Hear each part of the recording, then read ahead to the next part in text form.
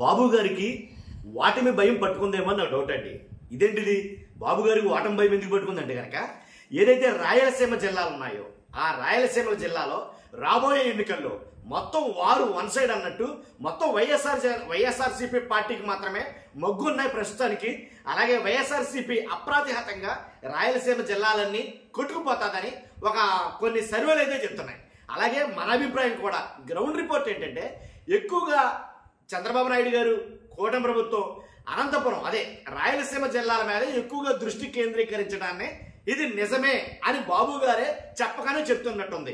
ఎందుకంటే ఎప్పుడూ లేనిది మొట్టమొదటిసారి అనంతపురం మీద లేదా కడప మీద టార్గెట్ చంద్రబాబు నాయుడు గారు టార్గెట్ పెట్టడాన్ని ఇది బాగా బలం చేకూరుస్తుంది. విషయం ఏంటో తెలుసుకునే ముందు ఫస్ట్ అయితే లైక్ చేసి చెప్తాను. లైక్ చేస్తే చాలా ఇంట్రెస్టింగ్ ఉండబోతుంది. లైక్ చేయండి, నాకు మోటివేషన్ ఉంటుంది, ఎక్కువ మందికి ఇన్ఫర్మేషన్ షేర్ అవుతుంది మీరు లైక్ చేయడం ద్వారా. అంతకంటే షేర్ చేయండి, కొత్తగా మన ఛానల్ చూస్తే పక్కాగా సబ్స్క్రైబ్ చేయండి, మీ అమూల్యమైన అభిప్రాయాన్ని కామెంట్ రూపంలో తెలియజేయండి. ఎందుకని అన్నానంటే అంతకు ముందు జరిగిన మహానాడు కడపలో కానీ ఇప్పుడు జరుగుతున్న సూపర్ 6 పథకాలు ఏదైతే సూపర్ 6 పథకాలు సూపర్ హిట్ అయ్యాయని విజయోత్సవ సభ జరుగుతుందో అనంతపురంలో ఇవన్నీ లెక్కేసుకుంటే చూస్తే ఈ పరిణామాలన్నీ చూసుకుంటే బాగా ఎక్కువగా రాయలసీమ ప్రాంతం మీదే కూటమి ప్రభుత్వం కేంద్రీకరించింది. పవన్ కళ్యాణ్ గారి పర్యటనలు కావచ్చు, చంద్రబాబు నాయుడు గారు అడపాదడపా పర్యటనలు కావచ్చు, ఎక్కువగా దాని మీద అయితే కేంద్రీకరించారు. కారణం ఏంటంటే సింపుల్గా ఒకటే మాట చెప్పాలా, ఏదో గాలిలో జరిగింది, ఏదో మాయో మాత్రమో జరిగింది, లేకపోతే రాయలసీమ జిల్లాల్లో 100% వైఎస్ఆర్సీపీ ఎప్పుడు ఘన విజయం సాధిస్తారు, దాంట్లో ఎలాంటి డౌట్ లేదు. ఎందుకంటే మనకుండే రాజకీయ పరిజ్ఞానం బట్టి రాయలసీమ జిల్లాలు అనేవి జగన్మోహన్ రెడ్డి గారికి కంచుకోట లాంటి, దాంట్లో ఎలాంటి డౌట్ లేదు. ఇప్పుడు ఏదైతే సూపర్ 6 పథకాలు సూపర్ హిట్ అని అనంతపురంలో సప్పెడుతున్నారో అదే అనంతపురం చూసుకున్నా సరే, ఉమ్మడి అనంతపురం 14 నియోజకవర్గాలు చూసుకున్నా లేదా అనంతపురంలో ఉన్న 8 నియోజకవర్గాలు చూసుకున్నా మొత్తం అంతా కూడా అన్ని నియోజకవర్గాలు కూడా వైఎస్ఆర్సీపీకి అనుకూలంగానే ఉన్నాయి. ఇప్పటికిప్పుడు చూసినా సరే దాంట్లో ఎలాంటి డౌట్ లేదు.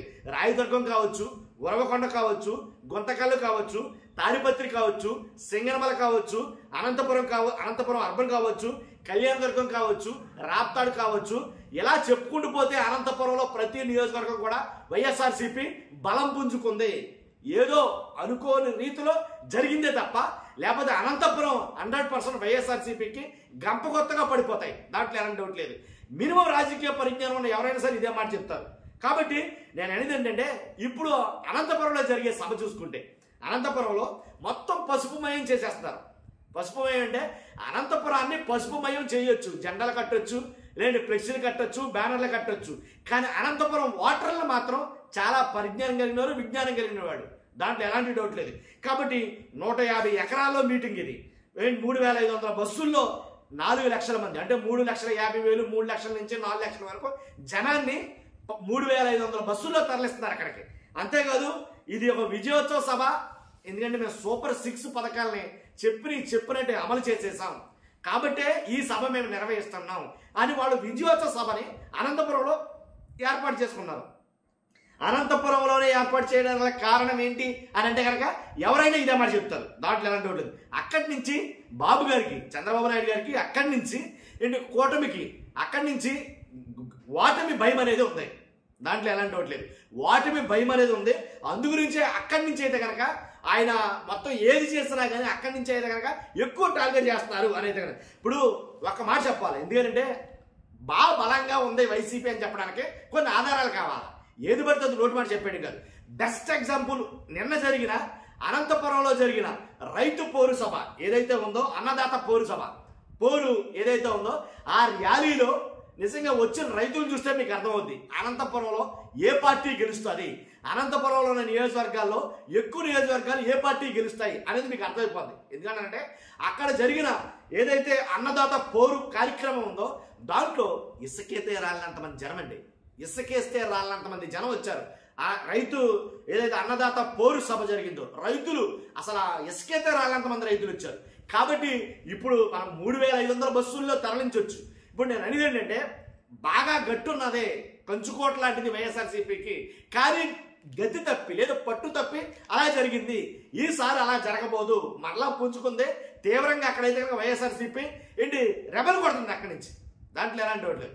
కాబట్టే ఈసారి అక్కడి నుంచి మనం గెలవాలంటే ఇంతకు ముందు పెట్టిన ఎఫర్ట్ అసలు మనం ఎఫర్టే పెట్టాల. కూటమి ప్రభుత్వం అంతకు ముందు రాయలసీమ కానీ కడప కానీ రాయలసీమ జిల్లాల్లో ఏ అయినా సరే రాయలసీమ జిల్లాలు చూస్తే కనుక కర్నూలు కావచ్చు, నంద్యాల కావచ్చు, అన్నమయ్య కావచ్చు, వైఎస్ఆర్ జిల్లా కావచ్చు, అనంతపురం కావచ్చు, శ్రీసత్య కావచ్చు, తిరుపతి కావచ్చు, చిత్తూరు కావచ్చు. కాబట్టి ఈ 8 జిల్లాలు 9 జిల్లాలు చూసుకుంటే కనుక రాయలసీమ జిల్లాల్లో ఇంతకు ముందెప్పుడు కూడా చంద్రబాబు నాయుడు గారు కానీ పవన్ కళ్యాణ్ గారు కానీ అసలు పవన్ కళ్యాణ్ గారి పార్టీ జనసేన పార్టీ చూసుకుంటే అసలు రాయలసీమ జిల్లాల్లో ఎక్కడా కూడా అసలు ప్రాణ ప్రతిష్ఠే జరగలేదని చెప్తాను నేను అడిగితే కనుక రాయలసీమ జిల్లాలో. ఎందుకంటే అసలు రాయలసీమ జిల్లాల్లో జనసేన పార్టీకి అసలు దండే లేదు అక్కడి నుంచి. కాబట్టి అలాంటిది పవన్ కళ్యాణ్ గారు కూడా ఎక్కువగా అక్కడి నుంచి మీటింగ్లు అటెండ్ అవడం, అక్కడ ఎక్కువగా కార్యక్రమాలు చేయడం చేస్తారు. కారణం ఏంటంటే కనుక అక్కడ ఏదేమైనా కొద్ది గొప్ప మనం పాతుకోవాలి, మనం స్టాండ్ అవ్వాలి, మనం నిలబడాలనే ఉద్దేశంతో చంద్రబాబు నాయుడు గారు కూడా ఎంతగా ముందు అంటే 2024 ఎలక్షన్లకు ముందు అక్కడి నుంచి పెట్టిన భారీ బహిరంగ సభలు ఏమి లేవే, అక్కడి నుంచి పెట్టినటువంటి విజయోత్సవ సభలు ఏమి లేవే. కానీ ఇప్పుడు ఎందుకు పెడతారు? 2024 ఎలక్షన్ తర్వాత మారింది. ఎందుకంటే అక్కడి నుంచి మనం గెలిచామే కానీ అది గెలిపే కాదు, ఈసారి గెలుస్తామో లేదో తెలియని భయం. ఆ భయంతో అక్కడ మనం సుస్థిర స్థానాన్ని సంపాదించుకోవాలంటే ఖచ్చితంగా మనం అక్కడి నుంచి మనకంటూ ఒక కేడర్ కావాలి. మీకు ఒక మాట చెప్తానండి, ఎక్కడికెందుకు పులివెందులు కానీ అలాగే కొన్ని ప్రాంతాల్లో ఉన్నాయి రాజకీయంగా అక్కడ అసలు కూటమి ప్రభుత్వంలో ఉన్న పార్టీలు మనుగడ లేని జిల్లా నియోజకవర్గాలు ఉన్నాయి. అసలు మనుగడ లేని నియోజకవర్గాలు ఉన్నాయి రాయలసీమ జిల్లాలో. కాబట్టి అలాంటి జిల్లాలో మనం ఖచ్చితంగా గెలవాలి అని అంటే కనుక మనం అందులో అక్కడ పాగా వేయాలంటే ఈ 5 సంవత్సరాల్లో ఎక్కువగా రాయలసీమ జిల్లాలే టార్గెట్ చేయాలి.